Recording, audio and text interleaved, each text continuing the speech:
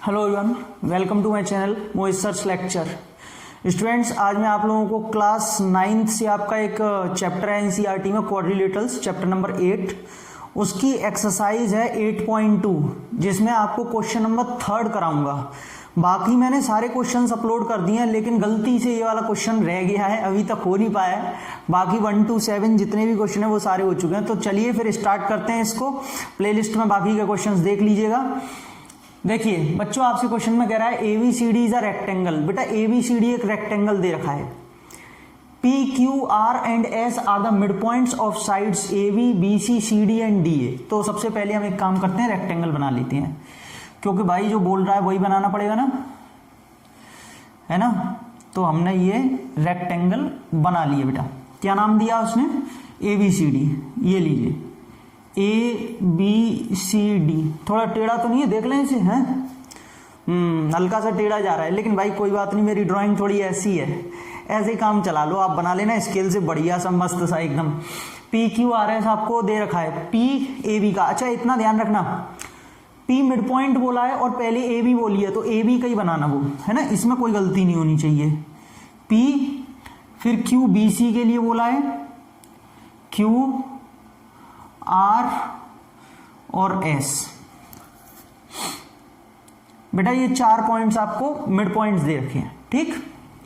आपसे कह रहा है ये मिड पॉइंट्स हैं, शो करना है कि जो quadrilateral P Q R S बनेगा वो रोम्बस होगा। तो sir P Q R S बनाइए भी तो सही, क्वाड्रिलेटरल बना कहाँ है? भी तो खाली मिड पॉइंट आपने बना के छोड़ दिए हैं। चलो बना लेते हैं भाई। ये लीजिए सर, बन गया, लेकिन कुछ गड़बड़ सी लग रही है। गड़बड़ इस लाइन में लग रही है मुझे, क्योंकि टेढ़ी मेढ़ी सी हो रही है थोड़ी। मैं इसको सही कर दूं, फिर चलते हैं आगे, हैं। चलो देखो, चलो ठीक है, थोड़ी बहुत टेढ़ी ही जाएगी, वो ड्राइंग सही नहीं है ना, बताई थे भी। तो ये कह रहा है आपसे कि शो करो ये P Q R S rhombus है। अब सर रोम्बस प्रूव करने के लिए आपको क्या है कि उसकी प्रॉपर्टीज याद कीजिए। आप क्या प्रूव करना है? बेटा मुझे तो इतना पता है, और मैंने जो पढ़ाया है क्वाड्रिलेटरल का, मैंने फर्स्ट जो मेरी वीडियो है वो मैंने जो बेसिक बताया है, जो इंट्रोडक्शन दिया है, कि रोम्बस प्रूव करने के लिए आप ये प्रूव कर दीजिए कि जैसे सपोज अगर मैं इसे पैरेललोग्राम कर दूं, तो पैरेललोग्राम की सारी साइड्स को अगर मैं इक्वल प्रूव कर दूं, या ये कह लीजिए किसी क्वाड्रिलेटरल की अगर सारी साइड्स इक्वल हो गई तो ये रोम्बस है। ठीक है भाई, इसका मतलब सारी साइड्स को इक्वल करना है बस मुझे पी क्यू आर एस में। अब इसके लिए हमारे पास एक तरीका है कि पहले हम इसे पैरेललोग्राम प्रूफ करें। पैरेललोग्राम क्यों करें? क्योंकि पैरेललोग्राम प्रूफ करने से इसकी अपोजिट साइड्स अपने आप प्रूफ हो जाएंगी कि वो इक्वल हैं, अपोजिट। फिर मुझे बस एक कोई भी एडजेसेंट और करनी पड़ेगी, मेरा काम हो जाएगा। अब सर निकलते हैं इसको पैरेललोग्राम करने के लिए। सबसे पहले बेटा गिवन में आपको क्या दे रखा है? ABCD is a rhombus. देखो वो रेक्टेंगल। अब देखो दे तो उसने बहुत कुछ रखा है, ऐसे तो PQRS वो भी दे रखे हैं उसने, मिड पॉइंट्स दे रखे हैं ना। लेकिन बेटा मैं लिखूंगा नहीं, मेरे बोर्ड पे जगह कम है, आप लिख लेना, ठीक है। आप लिख देना, मैं बोल रहा हूं, लेकिन ऐसा नहीं कि मैं बीच में अधूरा छोड़ रहा हूं किसी के लिए। PQR and S are the mid points of, ये और बता देना, ठीक। उसके बाद में टू प्रूव में ये करना है कि PQRS is a rhombus. PQRS एक रोम्बस है, ये हमें प्रूव करना है, ठीक। कंस्ट्रक्शन, बेटा कंस्ट्रक्शन में क्या करना है? हमें ज्वाइन करना है A से C को, ठीक। ये हमने ज्वाइन कर दिया। अब एक बात और सर, ये 90 डिग्री थोड़ा बना लो यहाँ पे। क्यों बना लो? अरे भैया रेक्टेंगल है, थोड़ा रेक्टेंगल वाला फील आना चाहिए कि हाँ रेक्टेंगल है। अब लग रहा है 90-20, ठीक है। कंस्ट्रक्शन में क्या किया हमने? ज्वाइन किया है A to C। चलो प्रूफ कर लेते हैं। प्रूफ में क्या है? पहले टारगेट सेट करते हैं, जो आप जानते हैं, मेरी आदत है। पैरेललोग्राम प्रूव करने के लिए मैं जानता हूं कि अगर किसी क्वाड्रिलेटरल की, अभी फिलहाल में ये PQRS मेरे लिए क्वाड्रिलेटरल है, अगर इसकी मैं कैसे भी one pair of opposite sides, ध्यान से सुनना, one pair of opposite sides को इक्वल और पैरेलल कर दूं, तो ये प्रूव हो जाएगा कि P Q R S is a parallelogram. तो मैं इस साइड को पकड़ लेता हूं, पी क्यू और आर एस को, अपोजिट साइड का पेयर है, इसको इक्वल भी करूंगा और पैरेलल भी करूंगा। कैसे करूंगा वो देखो। अब यार मिड पॉइंट थ्योरम बतानी पड़ेगी, लेकिन उसके लिए ध्यान से सुनो। पहले हमने मिड पॉइंट थ्योरम पढ़ रखी है। मिड पॉइंट थ्योरम क्या कहती है बेटा, और नहीं पढ़ी है तो मेरे चैनल पे मेरी प्लेलिस्ट में देख लेना, ठीक है। पढ़ी क्या, पूरा प्रूफ भी दिया है, पूरा प्रूफ करा रखा है। अगर डी और ई मिड पॉइंट्स हैं दो, तो डी पैरेलल भी होगी बीसी के और डी हाफ होगी बीसी के, ये मैंने पढ़ाई है। ध्यान से देखो, इन ट्राइंगल ए बी सी, इस वाले ट्राइंगल में देखो, इन ट्राइंगल ए बी सी, बेटा इसमें पी और क्यू मिड पॉइंट्स हैं दोनों। ये मैं नहीं बोल रहा, क्वेश्चन कह रहा है। पी और क्यू अगर दोनों मिड पॉइंट हैं तो पी क्यू पैरेलल भी होगी ए सी के और हाफ भी होगी। P and Q are the mid points of किसके, A B and B C. तो बेटा इसके हिसाब से पी क्यू जो होगी वो पैरेलल होगी ए सी के और पी क्यू जो है वो हाफ होगी ए सी के। इक्वेशन नंबर 1 डाल दो इसको, ठीक। दोनों का रीजन दे दो, एमपीटी। एमपीटी मतलब mid point theorem, got it. अब आगे बढ़ते हैं। अब बच्चों हम लेते हैं ट्राइंगल ए सी डी को, इसमें एस और आर दोनों मिड पॉइंट्स दे रखे हैं। In triangle A C D S and R are the mid points of A D and C D, ठीक है बेटा।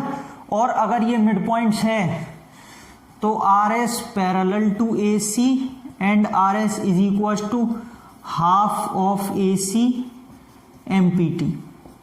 इक्वेशन 2 दिख तो रहा होगा।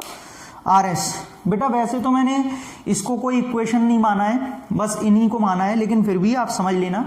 थोड़ा सा मैं आपको बता देता हूं कि पी क्यू ए सी के पैरेलल है। एक मिनट है, लिखने की जगह देख लो थोड़ा।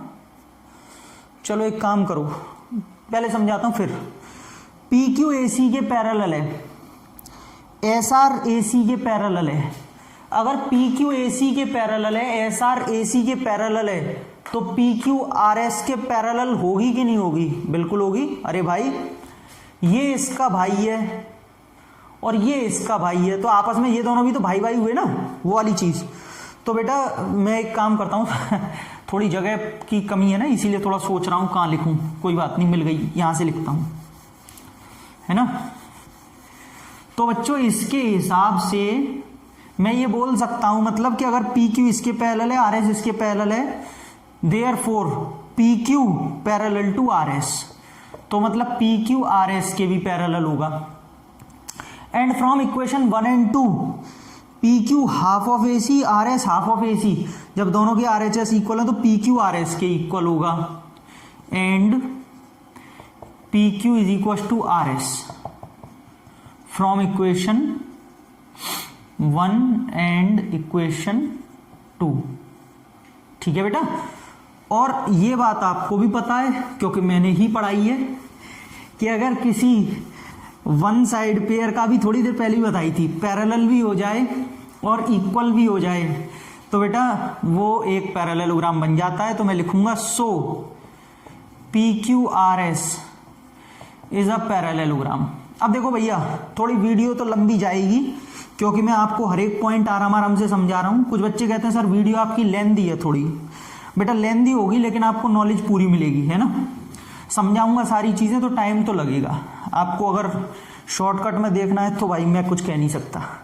P Q is are S is a parallelogram. अब पी क्यू आर एस बच्चों अगर पैरेललोग्राम हो गया है तो मैं यहाँ पे पहले ही डाल देता हूं कि P Q is equal to R S and P S is equal to R Q. ठीक है बेटा, पैरेललोग्राम हो गया तो पी क्यू इसके इक्वल है और एस पी आर क्यू के इक्वल है। हमने दो इक्वेशन पहले बनाई थी, इसे थर्ड और फोर्थ मान लो, पहले बनाई थी ना दो तो। और कुछ बच्चे ये भी कहेंगे सर आपने ये वाली क्यों बनाई, ये तो ऊपर ही बन चुकी है। अरे मुझे पता है रे, बन चुकी है, एक बार और बना लो, है ठीक है। तो थर्ड और फोर्थ हो गई, ठीक। अब मैं आगे बढ़ता हूँ। अब हमने देखा कि सर अपोजिट साइड्स तो पैरेलल हो गई, वो इक्वल हो गई। अब बस मुझे एक चीज की जरूरत है, वो है किसी एडजेसेंट साइड को और इक्वल कर दूं। तो मैं एक काम करता हूं, इस एसपी को पी क्यू के इक्वल करने की कोशिश करता हूं, क्योंकि अगर ये और इक्वल हो गई तो फ्रॉम इक्वेशन 1, 2 और 3 से सारी साइड्स इक्वल। कैसे? टारगेट सेट आप ले लो, 2 मिनट के लिए बेटा इसे रब कर रहा हूं, है ना, 2 मिनट के लिए बस। आप ले लो इस ट्राइंगल को और इस ट्राइंगल को, इन ट्राइंगल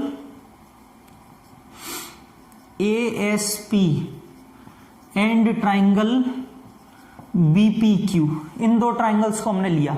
बच्चों एक मुझे बात बताइए आप, इसमें AS जो है वो BQ के इक्वल होगी? एक बोला कैसे होगी, ये तो हमें समझ में ही नहीं आया। अरे भाई AD जो है वो BC के इक्वल है, opposite sides of a rectangle equal होती है, पूरी AD BC के इक्वल। तो बेटा half of AD half of BC के इक्वल नहीं होगी क्या? हैं, दोनों का हाफ का मल्टीप्लाई कर दिया, AD BC के इक्वल है, हाफ का मल्टीप्लाई किया AD का हाफ। अब आप बोले AD का हाफ AS कैसे? भैया S मिड पॉइंट है, तो AD का जो हाफ है वो मैं AS ले सकता हूं, और ये Q मिड पॉइंट है तो पूरी BC का हाफ मैं BQ ले सकता हूं, कोई दिक्कत नहीं। Angle A is equal to angle B 90 degree बेटा, दोनों एंगल 90 है। और बच्चों AP is equal to PB, AP जो है वो PB के इक्वल इसलिए होगी क्योंकि P मिड पॉइंट है। आप चाहे तो लिख सकते हैं P is the mid point, ठीक है बेटा। कौन सी प्रॉपर्टी लग रही है? Side angle side, side angle side से triangle ASP is congruent, ASP किसके? BQP के, साइड एंगल साइड रूल। अब कुछ बच्चों का, अच्छा एक बात और बताऊं, दिमाग बड़ा चलेगा अभी इसमें, अभी पता है क्या सर, इसमें ऐसे ऐसे ऐसे भी तो लग सकती थी। अरे लग सकती थी, ये दो साइड तो आपने करी है, आप मत लो एंगल को 90, ये भी ले सकते हो। एक मिनट, सॉरी, अच्छा वो मैंने इसको इसके इक्वल किया, सॉरी साइड नहीं लगी, गलती हो गई, वो मैंने उसको इसके किया, इसके PB पे पहुंच गया मैं। हाँ ठीक है, बस इसमें ऐसे ही लगेगा, मेरा दिमाग ज्यादा चल गया थोड़ा ठीक है। तो बेटा ASP PBQ के कॉन्ग्रुएंट हो गया, और अगर कॉन्ग्रुएंट हो गया तो मैं ये कह सकता हूं therefore SP is equal to कौन सा? PQ by CPCT।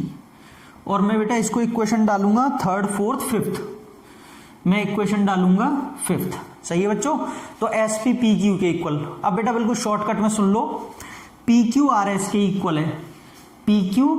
अच्छा एक काम करो, PQ से चालू कर रहे हैं ना, मैं एक समझाने का एक और तरीका लेता हूं। PQ से चालू कर रहे हैं, 2 मिनट के लिए इसे X मान लो। PQ RS के इक्वल है तो ये भी X हो जाएगा। PS RQ के इक्वल है, PS RQ भी कुछ भी नहीं है, छोड़ो। SP PQ के इक्वल है, SP PQ X है तो ये भी X हो जाएगा। और बेटा SP या PS RQ के इक्वल है, PS RQ के, तो बेटा ये भी X। जरा ध्यान से देखना, चारों पे X आ गया, इसका मतलब ऑल साइड्स आर इक्वल। बेटा वो X लिख के मत आना खाली, ये तो मैंने आपको समझाया है, हाँ, लेकिन लिखोगे कैसे? From equation 3rd 4th and 5th, कहीं आप लिख के आ जाओ एग्जाम में X। टीचर पूछे बेटा X कहां से आया है, एक मोहित सर पढ़ाते हैं, उन्होंने बोला था X1 लिख के आना, समझाने का तरीका वो। तो from equation 3rd 4th and 5th बच्चों सारी साइड्स इक्वल हो जाएंगी, PQ QR RS और बेटा SP। और अगर ये चारों साइड्स इक्वल हैं, therefore PQ RS is a rhombus. ये बहुत आ जाता है बार बार, PQ RS is a rhombus. तो बेटा इसका मतलब PQ RS क्या होगा? एक रोम्बस होगा, क्योंकि इसकी चारों साइड्स इक्वल हैं, और किसी क्वाड्रिलेटरल की चारों साइड अगर इक्वल है तो वो रोम्बस होता है। समझ में आया सभी को? अच्छा लगा? ऐसी और भी अच्छी अच्छी वीडियोस पड़ी हैं, वो भी तो देखो। अगर वीडियो वाकई में अच्छी लगी हो तो ही लाइक करना, ठीक है? लाइक भी कर देना, शेयर कर लेना, फ्रेंड्स में भी शेयर कर देना, उनका भी भला हो जाएगा थोड़ा बहुत। और बाकी तो चैनल को सब्सक्राइब कर लेना, क्योंकि अगर ऐसी वीडियोस और देखनी हो, और बेल आइकन को हिट कर लेना अगर सारी वीडियोस देखनी हो, क्योंकि बेल आइकन हिट करोगे तो ही सारे नोटिफिकेशन मिलेंगे।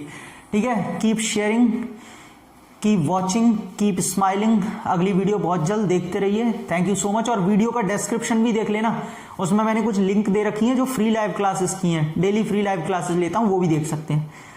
अगली वीडियो बहुत जल्द।